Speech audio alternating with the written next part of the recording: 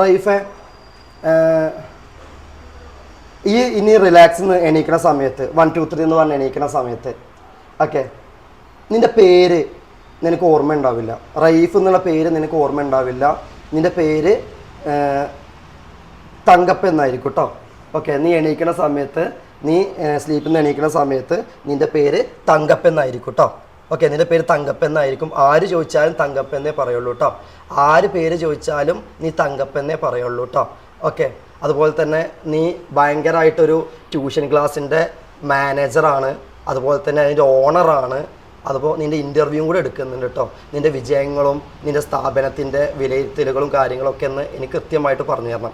അപ്പോൾ ഈ എണീക്കുന്ന സമയത്ത് നീ ഒരു വലിയ സ്ഥാപനത്തിൻ്റെ ഓണറായിരിക്കും. നിൻ്റെ പേര് തങ്കപ്പ എന്നായിരിക്കും കേട്ടോ. വലിയ സ്ഥാപനത്തിൻ്റെ ഓണറായിരിക്കും, നിൻ്റെ പേര് തങ്കപ്പ എന്നായിരിക്കും. ഓക്കെ, ആ സ്ഥാപനത്തിന് വലിയ വിജയങ്ങളിൽ, അതായത് ലോക പ്രശസ്തമായുള്ള സ്ഥാപനമാണ്. നിൻ്റെ കഷ്ടപ്പാടും ബുദ്ധിമുട്ടും കൊണ്ടാണ് ആ സ്ഥാപനം ആ ലെവലിൽ എത്തിയത്. ഓക്കെ, അപ്പോൾ അതുമായി ബന്ധപ്പെട്ട് ഇൻ്റർവ്യൂ എടുക്കാൻ വേണ്ടിയിട്ട് വന്നതാണ്. അപ്പോൾ അറിയുന്ന കുറേ ആൾക്കാരുണ്ടാവും. ഓക്കെ, അപ്പോൾ നീ അതിൻ്റെ വിജയരഹസ്യങ്ങളൊക്കെ ഒരു കൃത്യമായിട്ട് എന്ത് ചെയ്യും, പറഞ്ഞു കൊടുക്കും. ഓക്കെ, അപ്പോൾ ആ രീതിയിലാണ് ഉണ്ടാവുക കേട്ടോ. Okay, ready 1 2 3 എണീറ്റോ.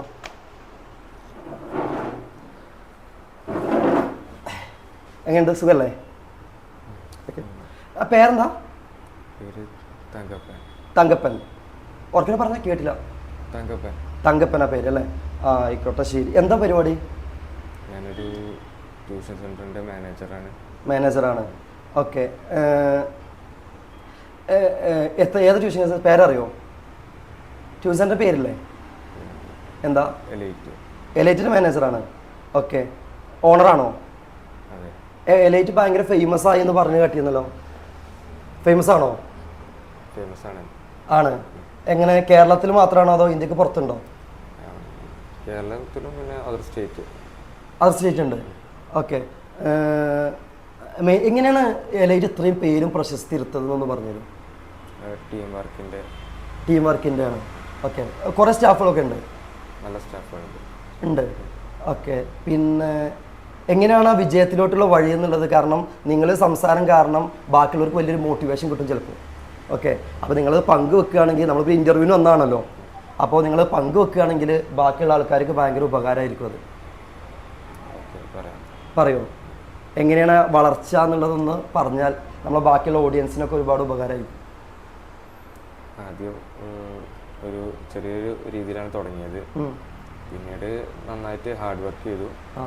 പിന്നെ അതനുസരിച്ചിട്ട് വിദ്യാർത്ഥികളെ വിജയങ്ങൾ പാരൻസിന് ഒന്നുപാടെ സ്ഥാപനത്തിലേക്ക് അടുപ്പിക്കാൻ കാരണമായി. അങ്ങനെ സ്വാഭാവികമായിട്ടും ഒരു ഏരിയയിൽ നിന്ന് വേറൊരു ഏരിയയ്ക്ക് അങ്ങനെ ഷിഫ്റ്റ് ആയിക്കൊണ്ടിരുന്നു. ഒരു ഏരിയയിൽ എന്ത് ചെയ്തു, നല്ല റിസൾട്ട് ഉണ്ടാക്കാൻ തുടങ്ങി. സ്വാഭാവികമായിട്ടും സെൻട്രൽ എണ്ണം കൂടി, കൂടുതൽ പാർട്ട്ണർമാർ വന്നു, ഇൻവെസ്റ്റ്മെന്റ് വന്നു. അല്ല, അതിനിടയ്ക്ക് ആരോ പറയണ കേട്ടോ, ആഫ്രിക്കയിൽ പുതിയ ബ്രാഞ്ച് തുടങ്ങുന്നുണ്ടെന്ന് പറയുന്ന കേട്ടിരുന്നു. ആഫ്രിക്കയിൽ ചർച്ച ചെയ്തിട്ടുണ്ട്. ഓക്കെ, ആഫ്രിക്കയിൽ ഏത് തരം കുട്ടികളെ നിങ്ങൾ ഫോക്കസ് ചെയ്യണത്? ട്രൈബൽ ഏരിയയിലാണ് ഫോക്കസ് ചെയ്യുന്നത്. ഓക്കെ, അതുപോലെ തന്നെ ഇപ്പോൾ എന്നോട് ആരോ അപ്രതീക്ഷിതമായിട്ട് പറഞ്ഞു, അതായത് നിങ്ങൾ വേൾഡ് വൈഡ് ലെവലിലോട്ട് പോകാനുള്ള എല്ലാ പ്ലാനിങ്ങും ഉണ്ട് എന്നൊക്കെ പറയുന്നു കേട്ടോ. ഗ്ലോബലി അതിൻ്റെ ഒരു ടീമിനെ ക്രിയേറ്റ് ചെയ്തുകൊണ്ടിരിക്കുകയാണ്, അതിൻ്റെ ഭാഗമായിട്ടാണ്. ഓക്കെ, അതുപോലെ വലിയൊരു ന്യൂസ് എനിക്ക് കേൾക്കാൻ പറ്റി, യാത്രകളൊക്കെ സ്വന്തം ഹെലികോപ്റ്ററിലാണ് പോകുന്നത് എന്നൊക്കെ കേട്ടു. ശരിയാണോ?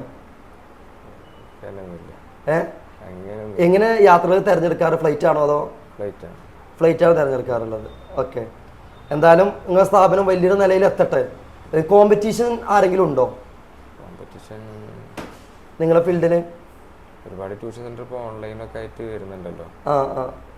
സൈലം നമുക്കൊരു തിരിച്ചടിയാണ്. ഓക്കെ, സൈലത്തിന് എങ്ങനെയാണ് നിങ്ങൾ അറ്റാക്ക് ചെയ്യാൻ ഉദ്ദേശിക്കുന്നത്? സൈലം കേവലം ഓൺലൈൻ ക്ലാസ്സും ഒക്കെയുള്ള ഒരു മെയിനായിട്ട് ഫോക്കസ് ചെയ്യുന്നത്. നമ്മൾ നാടുകളിലുള്ള സ്കൂളുകൾ അടുത്തായിട്ട് ഓരോ സെൻറ്റർ സ്ഥാപിക്കും. കൃത്യമായിട്ട് അവരെ ഓഫ്ലൈൻ ക്ലാസ്സിലൂടെ തന്നെ വാർത്തെടുക്കും. നല്ലൊരു റിസൾട്ട്. ഇതിൽ എന്താണ്, ഇപ്പോൾ തങ്കപ്പൻ്റെ മെയിനായിട്ടുള്ളൊരു കാര്യം എന്ന് പറഞ്ഞാൽ കുട്ടികളായിട്ട് ഭയങ്കര ലിങ്ക് ചെയ്ത് കൊണ്ടാ പരിപാടി എന്ന് പറയുന്നത് കേട്ടോ. കുട്ടികൾക്ക് ഭയങ്കര ഇഷ്ടപ്പെട്ട ഒരാളും കൂടെയാണ്. കുട്ടികൾ പറയുന്നുണ്ട് അല്ലേ?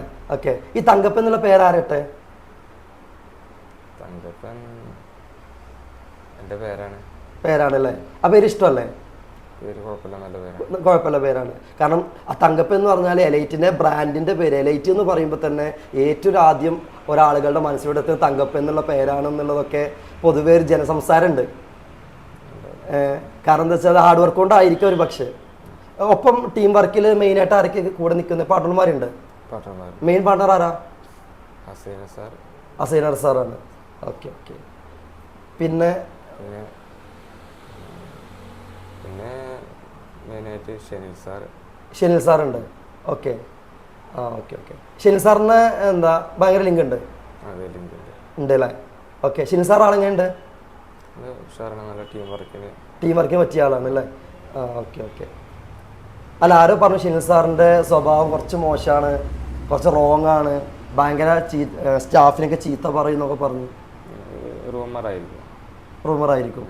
Okay okay. നിങ്ങളെ വികസനത്തിൽ എന്തെങ്കിലും ആ ഷെനിൽ സാറ് പങ്കുവച്ചിട്ടുണ്ടോ?